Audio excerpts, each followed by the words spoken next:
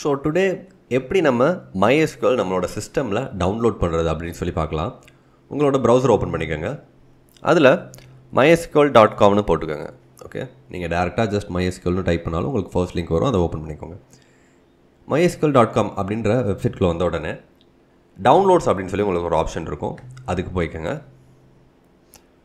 And டவுன்லோட்ஸில் கீழே scroll பண்ணிங்க அப்படின்னா MySQL கம்யூனிட்டி GPL டவுன்லோட்ஸ்னு ஒரு ஆப்ஷன் இருக்கும், இதை கிளிக் பண்ணிக்கோங்க. அண்ட் இங்கே MySQL இன்ஸ்டாலர் ஃபார் விண்டோஸ்ன்னு இருக்கும். நம்ம தனித்தனியாக ஒன்று டவுன்லோட் பண்ணுறதுக்கு பதிலாக ஆட்டோமேட்டிக்காக இன்ஸ்டாலர் நமக்கு எல்லாமே டவுன்லோட் பண்ணி கொடுத்துரும். MySQL installer for Windows click பண்ணிக்கோங்க. இங்கே உங்களுக்கு வெர்ஷன் கேட்கும். இதில் உங்களுக்கு 2 ஆப்ஷன் இருக்கும். இதில் இந்த ஹையர் சைஸில் உள்ளது டவுன்லோட் பண்ணிக்கோங்க. இது டவுன்லோட் கிளிக் பண்ணோடனே உங்களுக்கு லாகின் சைன் அப்னு ஒரு ஆப்ஷன் காட்டும். அதுக்கு கீழே no thanks just start my டவுன்லோடுன்னு இருக்கும். இதை கிளிக் பண்ணிங்க அப்படின்னா உங்களோட டவுன்லோட் ஸ்டார்ட் ஆயிரும். ஓகே, இப்போ உங்களோட டவுன்லோட் ஸ்டார்ட் ஆயிரும். அண்ட் தென் உங்களோட டவுன்லோட் கம்ப்ளீட் ஆனதும் உங்களோட ஃபைலை ஓப்பன் பண்ணிக்கோங்க. உங்களோட டவுன்லோட் கம்ப்ளீட் ஆனதும் உங்களோட ஃபைலை ஓப்பன் பண்ணுங்கள். எஸ், அண்ட் இந்த download may take some time. Download ஆனோடனே உங்களுக்கு இந்த மாதிரி MySQL இன்ஸ்டாலர் வந்து ஓப்பன் ஆகும். இப்போது இது உங்களுக்கு ஆப்ஷன்ஸ் காட்டும், என்ன உங்களுக்கு டவுன்லோட் பண்ணணும் அப்படின்னு சொல்லி. இதில் ஃபுல் கிளிக் பண்ணிக்கோங்க. ஃபுல் கிளிக் பண்ணி நெக்ஸ்ட் கொடுங்க. அண்ட் இது எல்லாமே உங்களுக்கு இப்போது டவுன்லோட் ஆகும். எக்ஸிக்யூட் கொடுங்க. ஸோ இது கொஞ்சம் டைம் எடுக்கும். ஸோ இந்த இன்ஸ்டாலேஷன் கம்ப்ளீட் ஆனோடனே நெக்ஸ்ட் கொடுங்க. அண்ட் தென் உங்களுக்கு எகெயின் இது கான்ஃபிகரேஷனுக்கு எகெயின் போகும். இப்போ நீங்கள் உங்களோட சர்வர் செட் பண்ணுற மாதிரி இருக்கும். நெக்ஸ்ட் கொடுங்க, நெக்ஸ்ட் கொடுங்க. அண்ட் இப்போ உங்களுக்கு ஒரு பாஸ்வேர்ட் கேட்கும், பாஸ்வேர்ட் செட் பண்ணிக்கோங்க. ஸோ ஒரு கேபிட்டல் லெட்டர், ஒரு ஸ்மால் லெட்டர் அண்டு ஒரு கேரக்டர் இருக்கிற மாதிரி பார்த்துக்கோங்க. அண்ட் இந்த பாஸ்வேர்டை ஞாபகம் வச்சுக்கோங்க. இந்த பாஸ்வேர்டு எகெயின் ஒவ்வொரு டைமும் நீங்கள் உங்களோட SQL ஓப்பன் பண்ணுறப்ப இது உங்களுக்கு தேவைப்படும். ஸோ இந்த பாஸ்வேர்டை ஞாபகம் வச்சுக்கோங்க, என்ன பாஸ்வேர்ட் போடுறீங்கன்னு. எகெயின் நெக்ஸ்ட் கொடுங்க, நெக்ஸ்ட் கொடுங்க. ஸோ எக்ஸிக்யூட் கொடுங்க. இப்போ உங்களுக்கு இது எக்ஸிக்யூட் ஆகும்.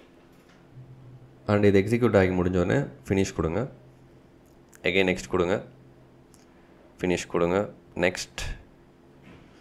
இப்போ உங்களுக்கு பாஸ்வேர்டு கேட்டுச்சுன்னா நீங்கள் எகெயின் இந்த இடத்துல நீங்கள் அப்போ டைப் பண்ண பாஸ்வேர்டு வந்து டைப் பண்ணுங்கள்.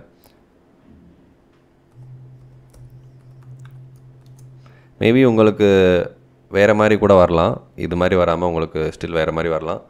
நெக்ஸ்ட் கொடுத்து உங்களுக்கு என்ன கேட்குதோ ப்ரொசீட் பண்ணுங்கள். And then finish, next finish.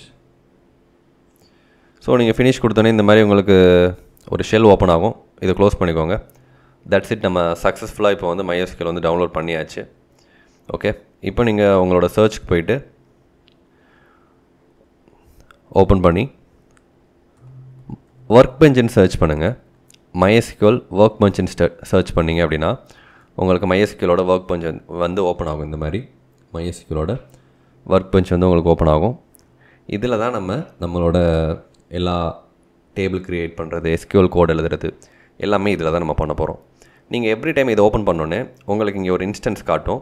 இதுதான் நம்ம இப்போது க்ரியேட் பண்ணது. இதை ஓப்பன் பண்ணிங்கன்னா உங்களுக்கு பாஸ்வேர்ட் கேட்கும்.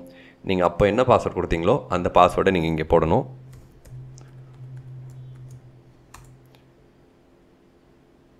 ஸோ இப்போது உங்களுக்கு இந்த மாதிரி MySQL போர்ட்டல் வந்து உங்களுக்கு ஓப்பன் ஆகும். இதில் நான் ஆல்ரெடி எழுதி வச்ச கமெண்ட்லாம் வருது. ஸோ நான் எல்லாத்தையும் இப்போதைக்கு கிளியர் பண்ணிடுறேன். ஓகே, ஸோ உங்களுக்கு இந்த மாதிரி ஒரு பேஜ் இருக்கும்.